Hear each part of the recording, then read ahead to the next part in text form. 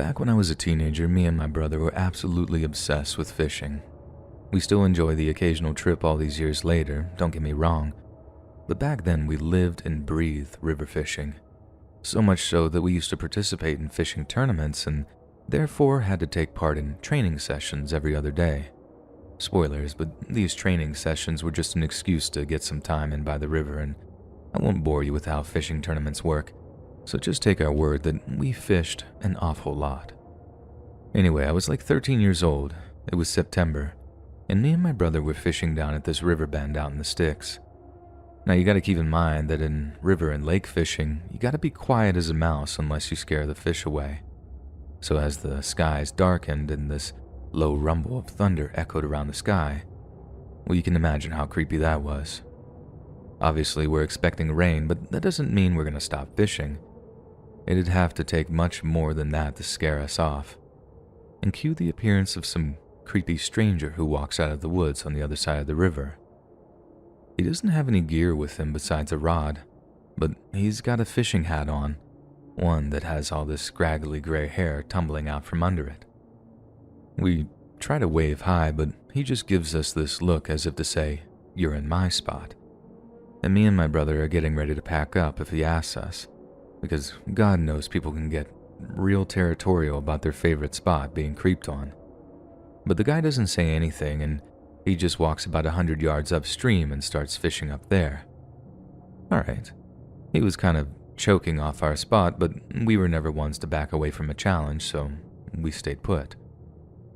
As we're fishing, the thunder and lightning gets louder and louder, and the gaps between them get shorter and shorter, meaning it's slowly traveling right above our heads. I end up looking upstream to see if the grumpy older dude is still there, and he is. But then I notice how his rod is bending, and it doesn't sit right with me. It looked nice and strong, but way too flexible to be anything other than carbon fiber, or at least that was my guess. But here's the thing. Although you don't think of carbon fiber as being metal, it is super conductive to electricity, meaning if this guy really was using a CF rod, it wasn't so much a fishing rod as a lightning rod. I remember whispering to my brother like, "Think that guy's using a carbon fiber?" To which he replies, "Nah, he's old. He's not dumb." "Look at the way the thing's bending though," I remember saying. My brother looks again, and that's when he sees what I'm seeing. And then out of nowhere, this huge crack and flash let us know that we've just been within about 100 yards of a lightning strike that impacted real close to our grumpy fishing guy. We get up and just hightail it over to where he was standing, and there's this guy's rod, lying there in the dirt, smoking. We start looking around for the guy to see if he's okay, but we couldn't find anything. Not a single trace of this dude. But then, my brother finds one of the guy's boots lying near the roots of a tree, and that's smoking too. And that's when he looks up, and we finally find where the guy went. The lightning had blown this poor SOB right up into a tree. We bailed to the nearest gas station to call the EMTs, but by that time, the guy was long dead and there was no saving him. This was a long time ago, and a memory that stuck with me for a long time, and it was truly very hard to get back into fishing after that. But out of all of the freaky occurrences that kind of came out of that, the one thing that really stuck with me was the smell in the air when we finally found him. It honestly smelled like barbecue pork.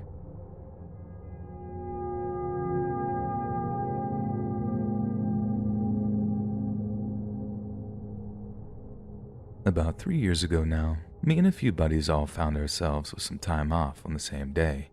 We all work fairly erratic hours, so on a whim, we decided to bomb it down to the Keys with 2 of our kayaks.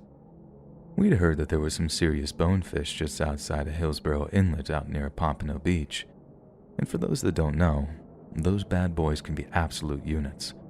The world record is like 16 pounds, and trust me, that's a lot of fish considering you're only a stone's throw away from the sand. So anyway, we get up before first light, load up the truck, then head off towards Pompano. Then I don't know if there was some kind of accident ahead of us or if we were just unlucky, but the traffic on the way down to the beach was terrible. So right as we're coming up to an exit, we just say, screw it, and decide to head over to the Bonefish Flats so we could make the most of our time off. It was the right call because by the time we rolled up to the flats, the sun had only just started to peak above the horizon. I don't say this about a lot of stuff, but it was actually breathtaking.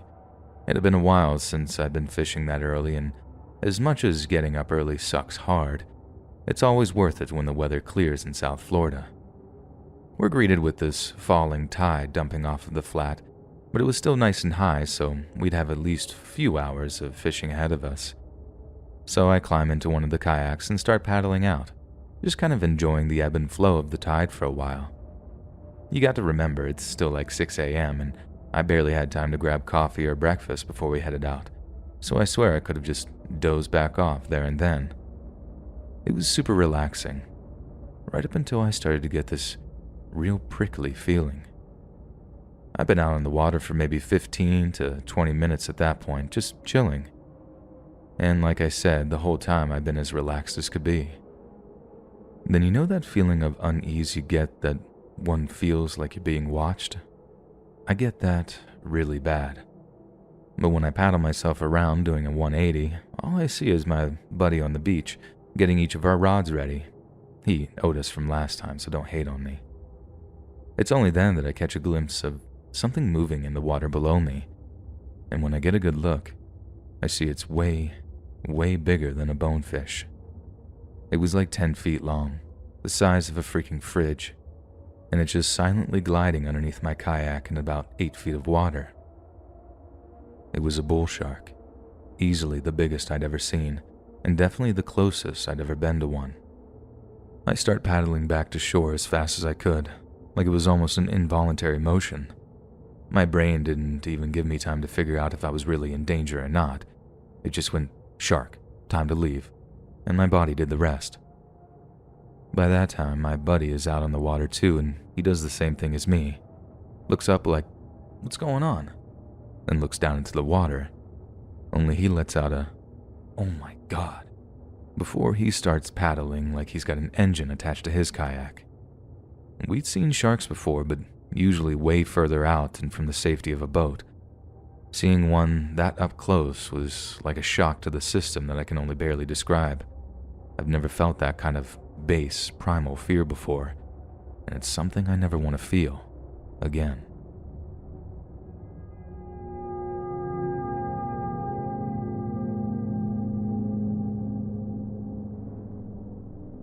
I'm a fisherman in Greece. Sorry for my English, but Reddit helps me learn more every day, so I'll tell my story. In a way, it's kind of a ghost story, but with no real ghosts in it.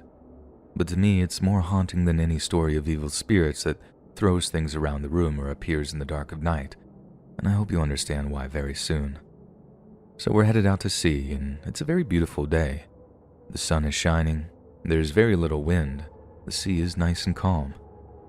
During rough sea, there's a lot of work to do, but when it starts to calm down, there's not as much work to do. So me and a crewmate are leaning over the edge of the boat, smoking cigarettes and talking football. And that's when I see a child's backpack floating on the water, one with a little cartoon character on it. It's not unusual to see such things floating on the sea from time to time, but a minute later, I see a child's shoe floating on top of the water. Then my friend moves to the front of the boat and points off into the distance. More and more bags and backpacks and shoes. All kinds of personal items are floating on the water's surface in a big collection. At first, I think that someone had just dumped a lot of trash into the sea, which starts to make me angry. I'm sure many of you would be angry at seeing that. But then picture yourself seeing the first body floating lifelessly on the water, then the next body, then another, until you see the fourth body is much smaller than the others and you realize you're looking at a child. Apart from a few murmured curse words and crossing ourselves while we pray, we were totally silent as we passed the bodies. Only the sound of the waves lapping against the boat could be heard, and seeing how some of the bodies were bloated and discolored made me feel like I might vomit. You see, this is in the summer of 2015, when a lot of people from Libya were trying to cross the Mediterranean in small dinghy boats. The traffickers who they paid a lot of money to only cared about getting paid, and they didn't care about if the migrants actually landed in Greece or not. They just cared about money. So lots and lots of them were dying when their boats sank and they can't swim.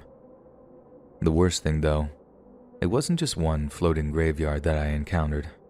It was 3, and we even saw one dinghy being turned away by a Greek Coast Guard when their boat was already full of water. I never found out what happened to them, but I pray that they're all safe and okay somewhere. I understand it's a complicated politics situation, but innocent children lost their lives, and I see these children with my own eyes. It's easier to forget the faces of my childhood friends than to forget these things. And when children are dying like that, it's hard to understand why we don't help them. But I'm just a simple fisherman. I do my job. I come home. I try not to think too much. But I am a fisherman that has been haunted by ghosts, and not the kind from storybooks. These ones are very real.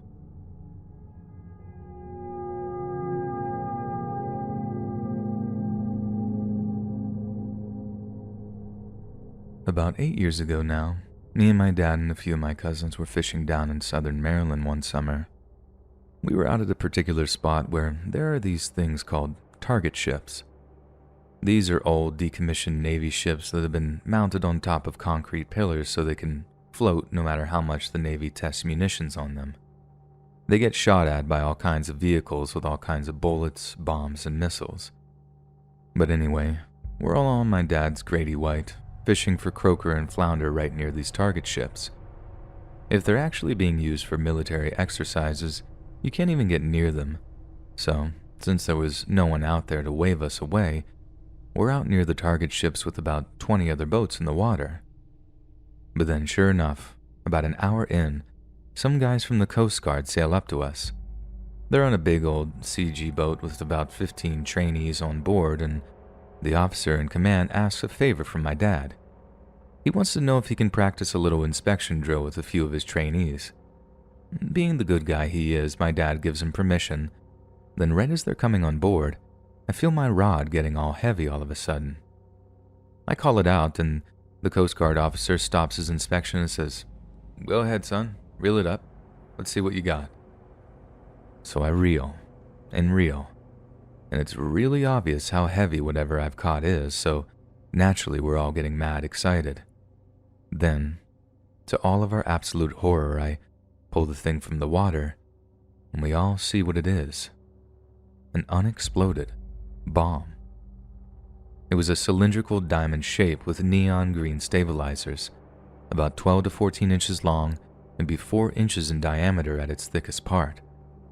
Well, now the officer, the trainee, and the entire boat of Coast Guards have just witnessed what I'd pulled out of the water, and I'm not kidding when I say that I watched the color drain from all of their faces.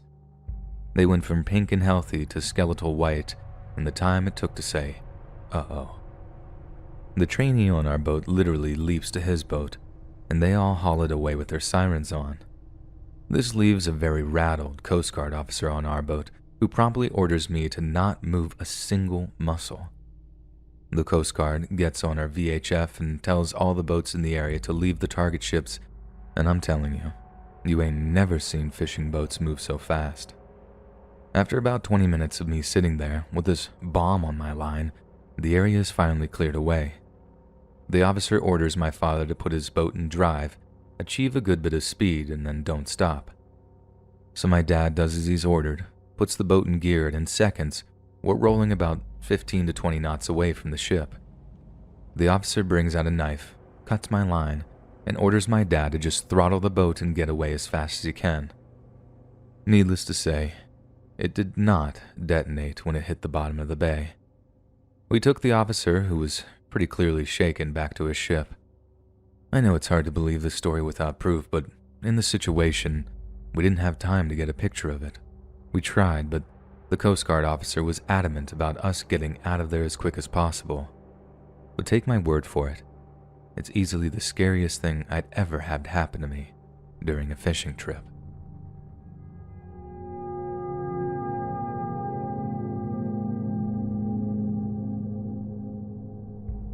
The single most horrifying moment of my life was working on a sport boat in the Gulf of Mexico. This was way back when I used to get work here and there as a hired deckhand, which didn't pay very well, but it allowed me to spend much more time in the water than I would otherwise. Anyway, the guy who owned the boat ended up pulling this giant thresher shark on board. Easy to recognize because their tails are huge. Don't ask me how he managed it, but there's this giant freakout. The thing is thrashing around on deck and there's basically nothing we can do about it. We just have to wait around for it to die before we can toss it overboard. A real shame, I know, but there really was nothing we could do for it. You don't exactly go giving an apex predator CPR unless you're not a fan of your face. So I'm not kidding. About an hour goes by while we're making sure this thing is dead, then we head back out onto deck to try to push it overboard. Once we're pretty sure it's safe, we all start relaxing, taking pictures of the thing and discussing how we're going to get under the thing without hurting ourselves in the process. See, sharks have super rough skin. I mean, it kind of feels like leathery sandpaper in a way, so without the proper protective gear, we could have done some pretty serious damage just trying to get rid of it. Then right as we're gearing up, this one guy stood near the dead shark's head when the dead shark suddenly rears up and just locks its jaws around the dude's calf. I hadn't heard anyone scream like that since my little brother broke his leg. Only in this guy's scream, there was pure terror in it too. The shark started thrashing around and all of a sudden, I watched blood start gushing onto the deck as the shark tore off a piece of this dude's leg. How it wasn't dead, I have no idea. And maybe it was just its death throes or whatever you want to call it, and it wasn't truly alive. But it sure had enough in its tank to turn that dude's leg into chum. Huge props to the Coast Guard guys who got a fast boat out to us in like record time, and if it wasn't for the tourniquet we got above his knee, I think he would have bled to death right there on the deck. Turns out, sharks don't die for quite a while if you take them out of water. Sometimes they just wait. After that, I was always way stricter when it came to any kind of shark, and during blacktip season, we worked out a clear process that was always the same. Gaff them, then brain them with a Louisville slugger until they aren't fighting anymore. After that, you gut them and clear out the urine glands. The meat becomes inedible unless you get rid of those pee glands, then tie them off with rope and continue bleeding out in the water for an hour or two. The real scary thing was seeing them trying to swim away for like an hour or two just on pure reflexes alone.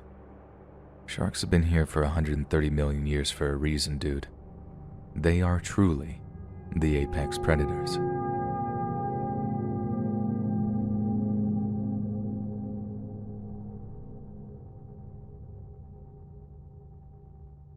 During the summer of 1986, I was working on a fish packer for BC Packers.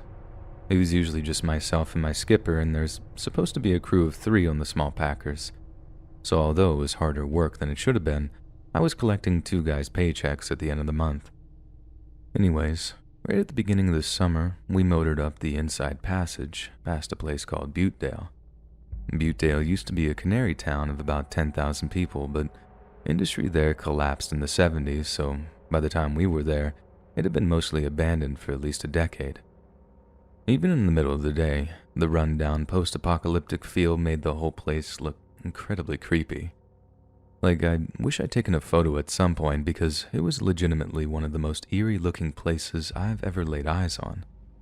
Buttedale is also only accessible via boat or flat plane, which probably contributed to its decline, but it also gave the place this weird, cut-off-from-the-world, backwards aesthetic to it. I don't really know how to put it into words, but there you go. Fast forward to the end of summer, and we're headed back down the passage. Only this time, it's about 3 a.m., and I realize my boss is headed right towards Buttedale, in the dark. Obviously, I'm a little nervous about this, but I don't want to let him know that I'm scared of nothing more than some old abandoned canning town. So I just keep my mouth shut and prepare to tie up. Now, we could have just dropped anchor and kept away from the town, but when I suggested this, he looked at me like I was crazy and said, "No, we're tying up. What are you scared of, an old abandoned town?" I tell him no, a straight up lie, but I'm still real nervous as I go out on deck to grab the bowline. Skipper has the floodlight fixed on the dilapidated dock we were to tie up to, and I got the creepiest vibe just looking at it on the approach. Once we tied up, I headed straight for my hole and locked my hatch, the first time I'd ever done so while out on a trip. Not only that, but I grabbed my galley knife and put it under my pillow, just in case anything actually happened during the night. A couple of hours later at daybreak, I untied the boat. All is well, nothing went awry. As the boat is slowly motoring away from the dock, I'm in the stern fetching some eggs and bacon out of a couple of coolers we had tied back there when something caught my attention, and I looked up to see two figures standing about 30 feet away, looking out from the ruins of one of Butedale's abandoned buildings. Now this is where people call nonsense on this story, but I swear to God, they both look like cavemen. I'm talking long hair, barely any clothes on. I mean, their skin looked gray, like they were either real dirty or real malnourished. Either way, the way they just stood there and watched us scared me something fierce, and they basically let us know that whoever they were, they weren't friendly. We pushed out from Butedale as quickly as we could, and you can bet your bottom my boss never had us tied up there again.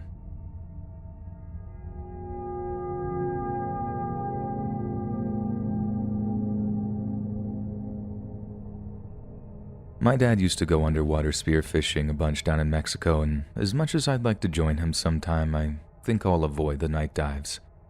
According to him, it wasn't strictly legal to hunt fish with lights at night, as the dumb fish just swam towards whatever you shine at them and just kind of stare at it all dumbstruck. It makes for easy fishing, but he said it can be incredibly creepy sometimes, and it turns stuff that'd be cool and interesting in the daytime into stuff of nightmares.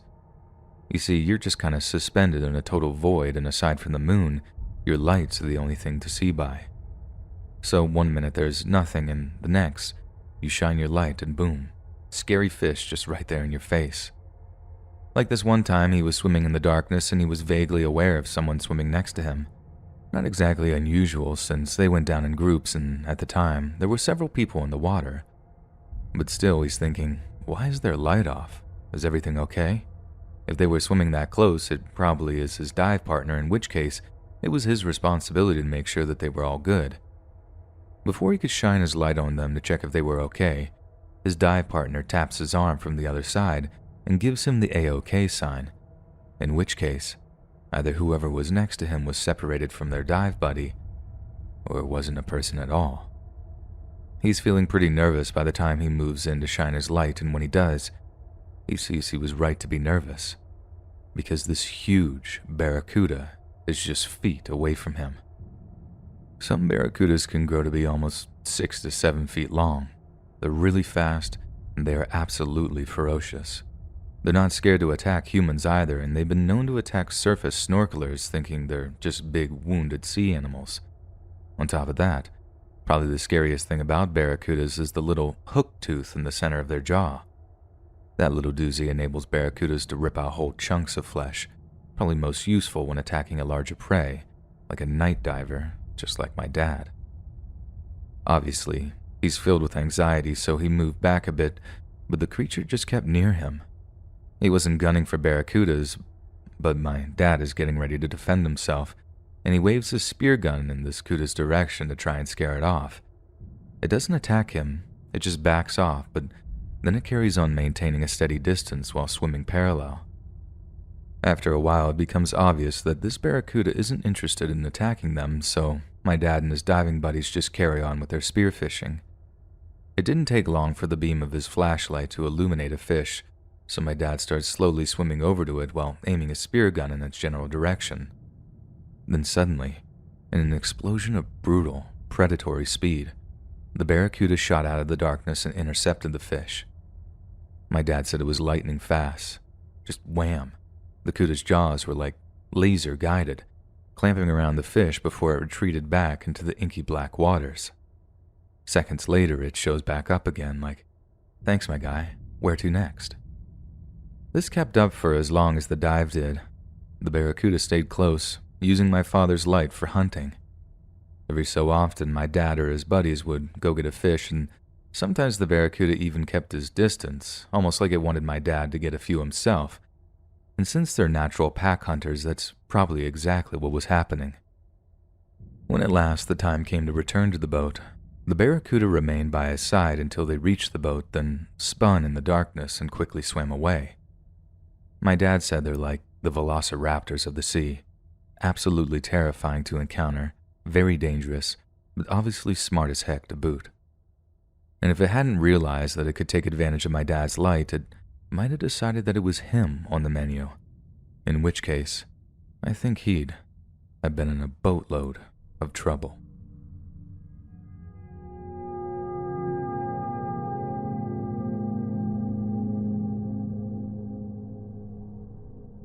I do a lot of spearfishing and snorkeling in my spare time. I've always been drawn to the sea and the ocean. I think it's probably the single most beautiful and powerful force on the planet. I get why people are so interested in space, UFOs, or life on other planets. But for me, there's this whole alien world that's easily explorable, and it's right there in front of our noses.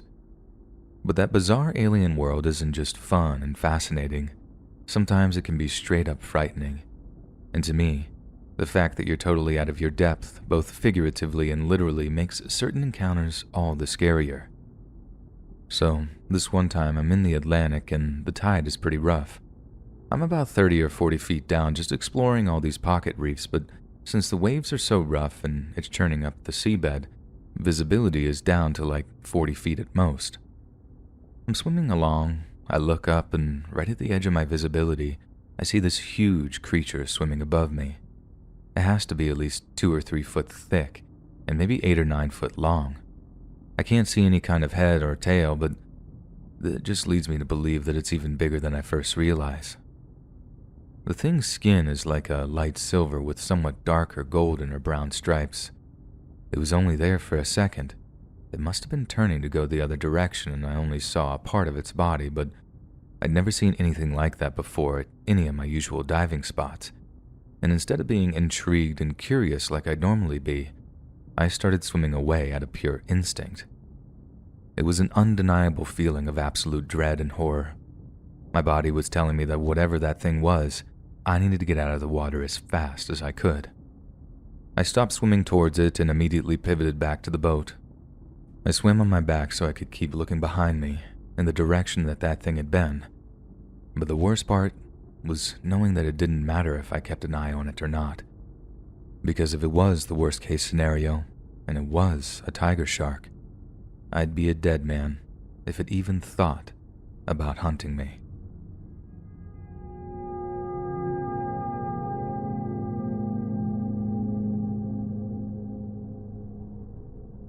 I grew up in the suburbs of Sydney, Australia, the only daughter of a man who basically lived for fishing. So as you can imagine, we spent heaps of time out in the water or on the beach while my dad waded out into the surface and cast his rod out. On this one occasion, me and my mum, who grew up in Scotland, were walking up and down the beach while Dad focused on his fishing. Suddenly, she reached down into a rock pool and picks up this little cone shell, saying, "Look how pretty this thing is. Look at the colors." I walked over to look at it, just in time to see this tiny little tentacle emerge from a crack in the shell. It wasn't empty. No. The sea snail that calls those things home was just that, still home. And suddenly I realized what it was. In Aussie schools, there isn't a great deal of time dedicated to teaching us all about the thousands of dangerous animals that live here.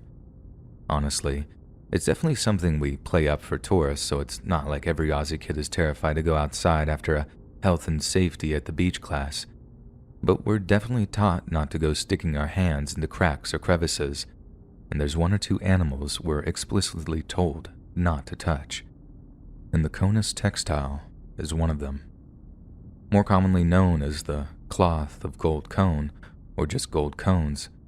They're a kind of carnivorous sea snail that eats other sea snails, only the way it catches them is totally metal. Remember I mentioned that little tentacle thing? Well, it's basically the thing's tongue. It uses it to eat mostly, but at the very tip is what essentially is a single needle-sharp tooth. It jabs this tooth into its prey, injects a bunch of toxins into it, then Bob's your uncle. Dinner is served. It also has a bunch of tiny little fibers at the end of its tongue, and they're basically taste or smell glands that can help find the right kind of prey. Honestly, look up a video of this thing's anatomy. It's literally the stuff of nightmares and makes every creepy alien film look like Mars Attacks, I'm telling you. Only trouble is, this very same toxin is one of the most powerful in the world, and it's actually strong enough to kill a human. So when that little bugger's tentacle came out and started probing for my mom's skin, it was literally about to do her a serious mischief that she might not have survived. There was this moment after I slapped the snail shell out of her hand where she was all angry with me like, "Gemma, what in God's name do you think you're doing?" I remember her saying. Then, in the time it took to tell her exactly what that bloody thing she was holding was, she went from angry as anything to eternally grateful in mere seconds. Like you'd think she'd know better after living down under for the better part of 20 years, but no. Old bird still walks around like she's in Leith. Dad always used to laugh, saying we'd come home one day to find her cuddling a brown snake. But that might just be a bridge too far.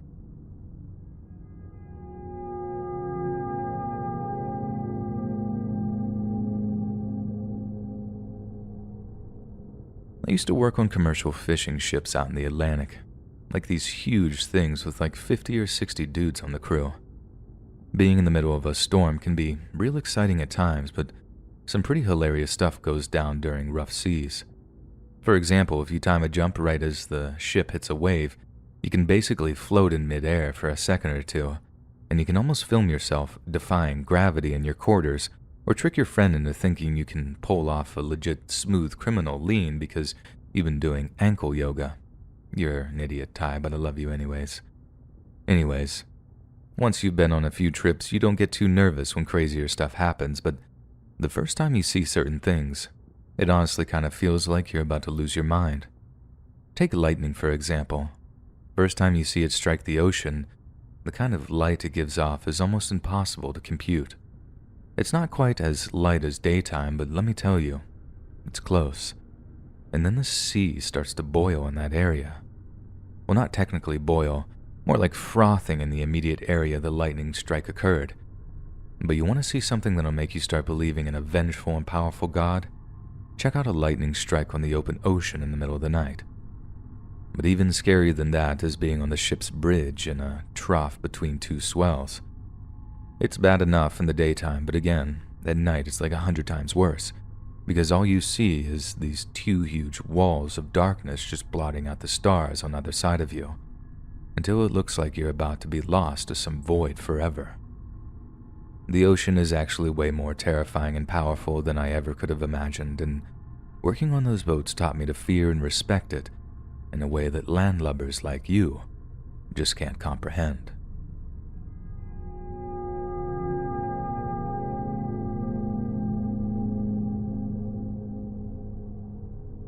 I grew up in a place called Prestatyn in North Wales, and because of the pier, fishing is quite popular among the residents. My dad and brother were proper anoraks about it when I was a lad, but the idea of standing out in the horrible weather was just unbearable, so only once did they ever manage to convince me to go. In classic beginner's luck fashion, I'm the first to feel a tug on my line, so following their careful instruction, I managed to reel the thing in and get it out of the water. I was feeling really proud of myself, my first fish on my first ever attempt, but right as I'm about to try and grab the thing off my hook, I hear my dad shout, "Don't touch it." It's only when I notice the rather freaky-looking black spines on the thing's back, and as it turns out, they're not just sharp as needles, they're actually poisonous too. You see, I'd hooked what's called a lesser weaver, and they have poisonous spines on their back. We had to get it off the line really quick too, because if they die, they can wash up on the beach with their spines still very capable of delivering their poison. And then get this, not only does the bite hurt, but it can spread up your arm and leg until the entire affected limb is just on fire. Only way to get rid of the poison and stop the whole thing from getting worse is to basically put the wound in boiling water. Well, not exactly boiling, but hot enough to hurt, because It's got to basically cook the proteins that the poison is made of. And after I learned that, I never went fishing again. If Britain is the land of nothing poisonous, as they say, why in God's name would I go looking for poisonous stuff in the sea? Sod that, I'd rather watch a rugby match in a warm pub any day.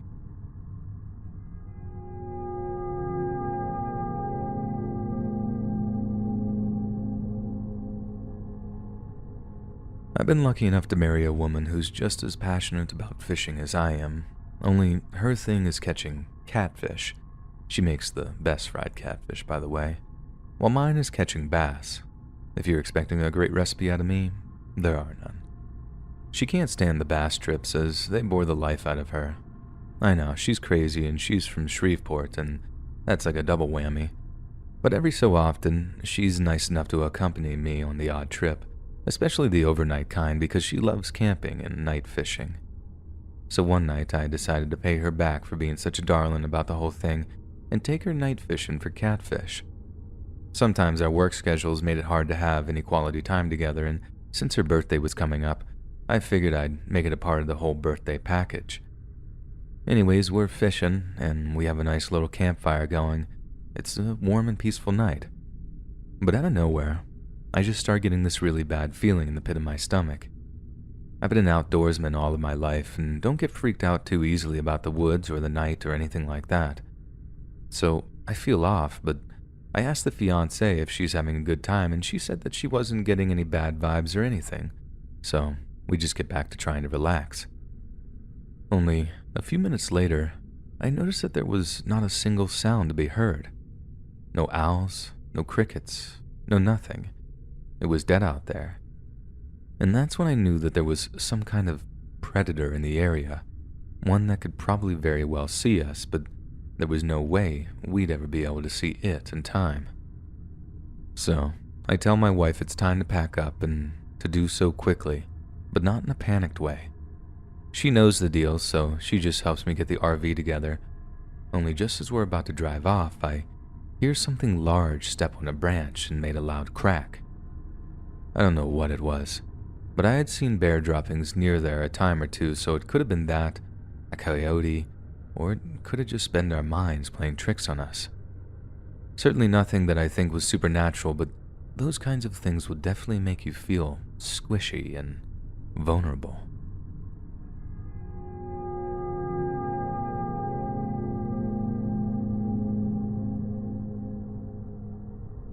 Way back when I was a kid, I used to kill time fishing on a small lake not far from my parents' house.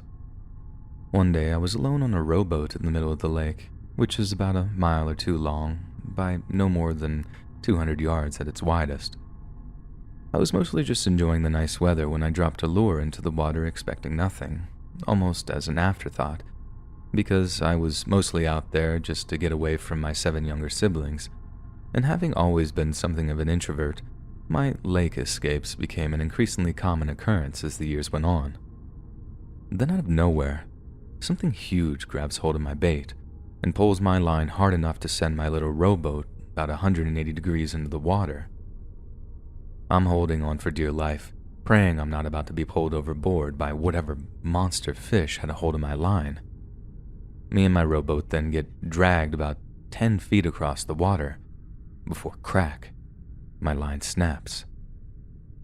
Prior to this, my friend who lived on the lake had told a few other friends and me that one morning, waiting for the school bus, he saw a huge living thing in the lake. He described it as being the size of a car and brown. He refused to swim in that lake from then on. The thing is, he wore mild prescription glasses, so of course we teased him mercilessly about being blind, that he thought he saw a freaking lake monster. But my God, whatever took my lure that day was big, real big, and I never had anything happen like that in the lake before or since. I like to think that it was just a huge carp, but sometimes I wonder if it wasn't something else that snapped my line that day.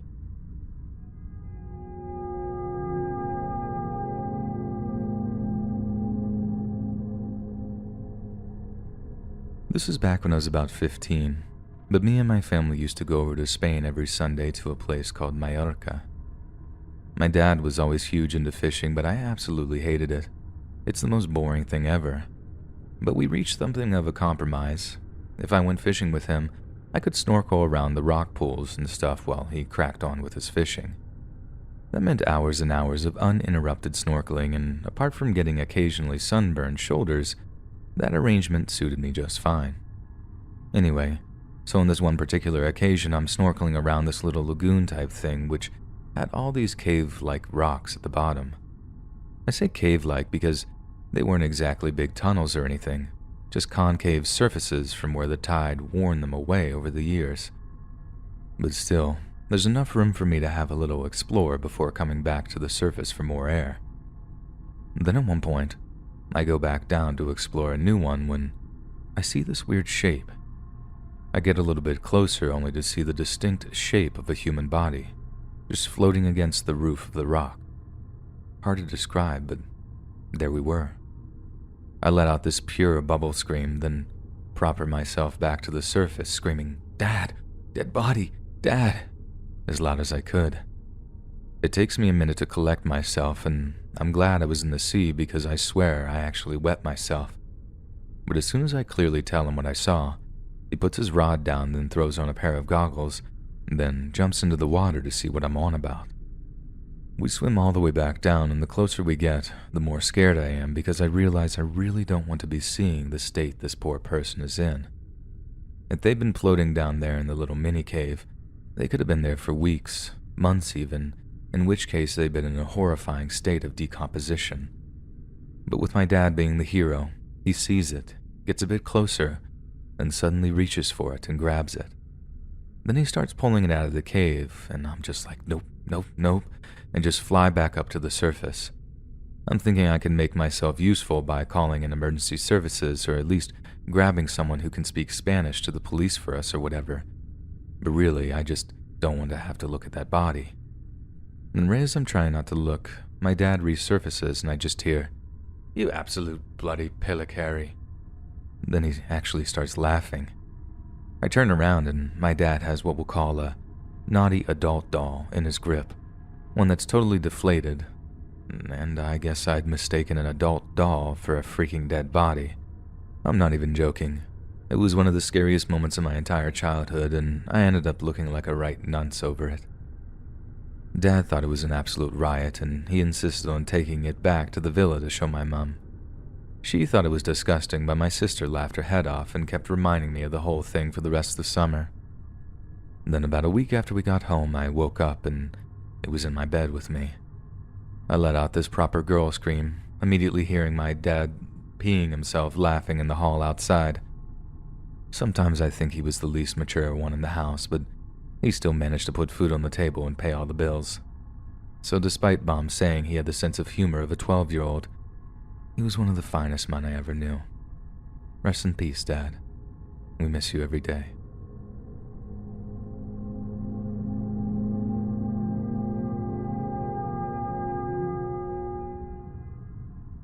So about 10 years ago now, I was just some rich kid spending summers on my friend's dad's boat out near Catalina. Then during the summer before college, we're just out cruising when this huge freak wave hit the boat. Everyone except me and this random girl I didn't know were drowned, including a bunch of my really close childhood friends and their parents. The whole incident completely ruined my life. I was a total wreck, and I don't mind admitting that now, but at the time, there was all this denial and anger. I basically stagnated for years, became really antisocial, took up fishing, and it was only a weird encounter while on a fishing trip that actually brought me out of a depression that I honestly think might have killed me if it wasn't for the aforementioned encounter. So I was up in the Pacific Northwest, out on my own, just killing time. I'm doing some lake fishing, and then out of nowhere, this dude appears out of the woods behind me. I'm a little nervous at first, as the guy seems overly friendly, and since I was in the absolute middle of nowhere, meeting some jumpy-looking older man in dirty hiking gear is just too like the start of some low-budget horror movie. He turns out to be kind of harmless, but he was definitely getting on my nerves, asking me why I was out there on my own, asking me if I'd been catching much. I didn't want to be rude or anything, so I kept giving him one-word answers, but then he suddenly says something like, "You're in a lot of pain, huh?" The question kind of caught me off guard, and I remember turning to look at him, trying to think of some smart answer, then not being able to think of one. And then before I could say anything at all, he started telling me how I reminded him of a younger version of himself. I'm about ready to start rolling my eyes when he says, "I lost some of my closest friends in a fishing accident when I was a teenager. Freak wave out in the Atlantic in the middle of the night knocked a bunch of them overboard. Left me in a real bad way for a long time." I didn't say a word in response. I just pretended to do something with my line so I wouldn't actually have to engage him and show how hard his words had affected me. "You want to know the thing that got me through it?"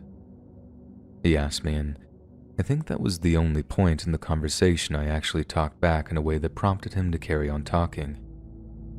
"Mushrooms. Magic mushrooms.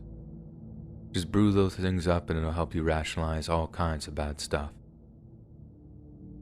Now, that really did prompt an eye roll. The drugs and alcohol had only ever made me feel worse in the long run, so the idea of going back to them after like a year clean was just out of the question. I know. I sound like some dumb hippie," he laughed. "But I promise you, it fixed me. And it'll fix you too, because whatever it is that's eating you, son, you need to bury it before it buries you." That last line hit me hard, and as I was struggling to hold it together, he just thanks me for the conversation and apologizes if he seemed intrusive. Then he just wanders off back into the woods.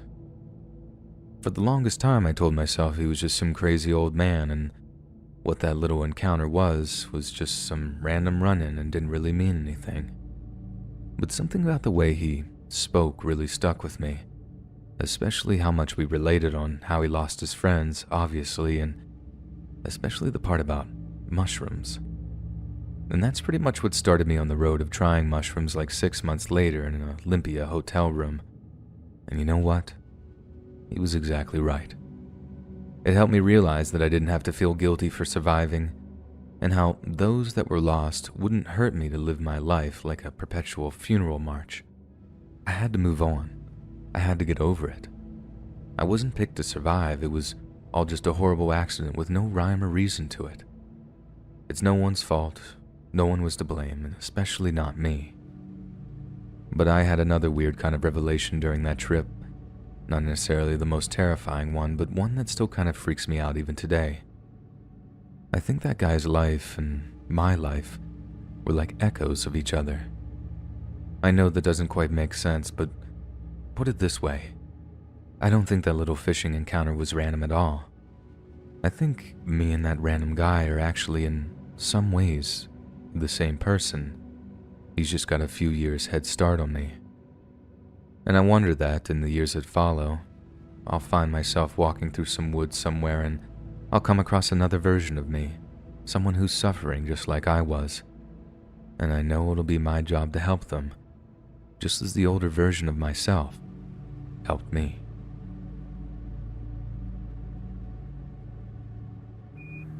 Hey friends, thanks for listening. Click that notification bell to be alerted of all future narrations, as I release new videos every Monday, Wednesday, and Friday at 7 p.m. Eastern Standard Time. If you got a story, be sure to submit them to my subreddit r/letsreadofficial, and maybe even hear your story featured on the next video. And if you want to support me even more, grab early access to all future narrations and bonus content over on Patreon, or click that big join button to hear about the extra perks offered for the channel. And check out the Let's Read podcast, where you can hear all of these stories in big compilations and save huge on data, located anywhere you listen to podcasts. Links in the description below. Thanks so much, friends, and I'll see you again soon.